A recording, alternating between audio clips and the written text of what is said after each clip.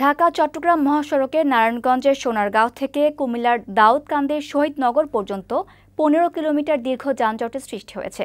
বৃহস্পতিবার সকাল থেকে সৃষ্টি হওয়ায় এ যানজট শুক্রবার সকালেও অব্যাহত আছে।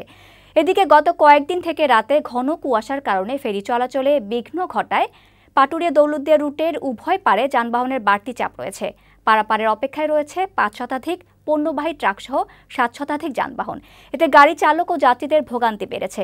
প্রতিনিধিদের তথ্য ও চিত্রে ডেস্ক রিপোর্ট। ৩ দিনের সরকারি ছুটি থাকায় মহাসড়কে যানবাহনের চাপ বেড়ে গেছে। ঢাকা-চট্টগ্রাম মহাসড়কের 4 লেনে চলাচলকারী যানবাহনগুলো মুন্সিগঞ্জের মেঘনা সেতু এবং কুমিল্লার দাউদকান্দির মেঘনা গুমতি সেতুতে উঠতে 2 লেনে উঠে। এতে যানবাহনের গতি কমে গিয়ে দীর্ঘ সারি তৈরি হয়। হাইওয়ে দাউদকান্দি থানার ভারপ্রাপ্ত কর্মকর্তা আবুল কালাম আজাদ জানান, সেতু দুটির পাশে নির্মাণাধীন নতুন সেতুর কাজ চলায় ওই অংশের যানবাহন ধীরে চলছে। গজারিয়া থানার ভারপ্রাপ্ত কর্মকর্তা হারুনুর রশিদ জানান, একই মহাসড়কে মুন্সিগঞ্জের গজারিয়া অতিরিক্ত গাড়ির চাপে যানজট সৃষ্টি হয়েছে। যানজট নিরসনে কাজ করছে পুলিশ।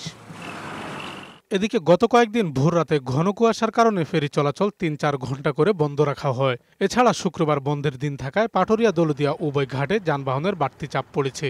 সকাল থেকে 2 ঘাটে পারাপারের অপেক্ষা রয়েছে 7 শতাধিক যানবাহন। এতে চরম দুর্ভোগে পড়েছে যাত্রীরা। একটা ছুটিকে কেন্দ্র করে বাড়িতে যাচ্ছিলাম, তো যাওয়ার পথে তো এই ভোগান্তি, ধুলাবালি, তারপরে রোদ গরম, বাচ্চা কাচ্চা নিয়ে 2 দিন যাবত এই ঘাটে এসে বসে রয়েছি। কবে যাইতে পারবো কিনা সেটাও বলতে পারতেছি না। বিআইডব্লিউটিসির আরিচা কার্যালয়ের এজিএম মোহাম্মদ জিল্লুর রহমান জানান, গত 3 দিন ভোর রাতে 3-4 ঘন্টা করে ফেরি চলাচল বন্ধ থাকছে। এছাড়া আজ বন্ধের দিন হওয়ায় ঘাটে যানবাহনের বাড়তি চাপ পড়েছে।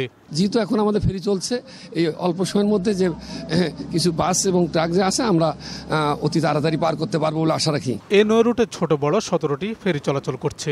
সন্ধ্যার মধ্যে পরিস্থিতি স্বাভাবিক হবে বলে আশা প্রকাশ করেন তিনি। ডেস্ক রিপোর্ট, বৈশাখী সংবাদ।